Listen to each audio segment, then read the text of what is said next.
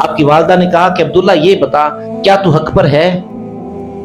تو کہنے لگے جی میں حق پر ہوں۔ فرمایا کہ پھر کیا ڈرنا موت سے، اس سے بڑھ کر اور کیا شہادت ہوگی کہ اللہ کے راستے میں تجھے شہادت نصیب ہو جائے، پھر جا تو مقابلہ کر۔ یہ حضرت اسماء رضی اللہ تعالی عنہا ہیں۔ یہ پہلی مائیں ایسی ہوا کرتی تھیں، مائیں بیٹوں کو بہادر بناتی ہیں، مائیں بیٹوں کو میدان جہاد کے لیے تیار کرتی ہیں۔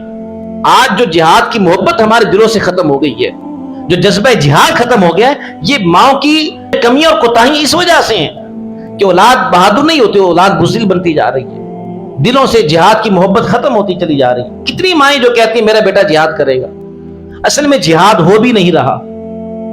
جن کے پاس اقتدار ہے، جو یہ کام کر رہے ہیں، جو یہ عسکری قیادت ہے، کچھ بھی نہیں کر رہی، الٹا یہ بیان آ کر دیتے ہیں کہ سرحدوں پر سمگلنگ ہو رہی ہے۔ بھی سرحدوں کی حفاظت کون کرتا ہے؟ سرحدوں کی حفاظت تم کرتے ہو، اور تمہارا یہ میڈیا پر آ کر یہ کہنا بنتا ہے کہ سرحدوں پر سمگلنگ ہو رہی ہے۔ تم وہاں پر پھر کیا کر رہے ہو؟ لوٹ مار تم نے مچائی ہوئی ہے، قوم کو بدنام تم نے کیا ہوا ہے، حکومتیں تم نے خراب کی ہوئی ہیں، بدنام تم لوگوں کو کرتے ہو، سارا کچھ تمہارے اشاروں پر ہو رہا ہے۔ تو کیا مائیں اپنے بچوں کو جہاد کی ترغیب دیں گی؟ وہ نہیں دے رہی۔ اسی وجہ سے جہاد کی محبت اسی وجہ سے ہمارے دلوں سے نکل چکی ہے۔ حضرت اسماء بنت ابی بکر، آپ نے کہا بیٹے کیا تو حق پر نہیں ہے؟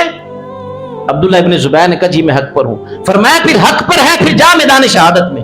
اور پھر جب عبداللہ ابن زبیر جانے لگے، آپ نے پھر پیچھے سے آواز دی، کہا کہ عبداللہ سن، یہ یاد رکھنا کہ تیرا باپ وہ ہے جسے نبی نے دنیا میں جنت کی بشارت دی تھی۔ پیٹھ نہ پھیرنا، یاد رکھنا تیرا باپ ان لوگوں میں شامل ہے جنہیں حضور نے فرمایا یہ میرے حواری ہیں۔ یاد رکھنا تو ابو بکر کا نواسا ہے، اور یاد رکھنا تیری دادی حضور کی پھوپھی تھی، بھولنا نہیں، پیٹ پھیر کر نہ آ جانا۔ جاتے ہوئے کہنے لگے کہ اماں جان سنا ہے حجاج اتنا ظالم ہے، وہ قتل کرنے کے بعد لاش کے ٹکڑے ٹکڑے کر دیتا ہے۔ تو حضرت اسماء نے کہا کہ بیٹے بکرے کو تکلیف ہوتی جب اس کا گلا ذبح کیا جاتا ہے، اس کے بعد اس کی کھال اتاری جائے، اس کے گوشت کے ٹکڑے ٹکڑے کیے جائے، اسے کوئی پتہ نہیں۔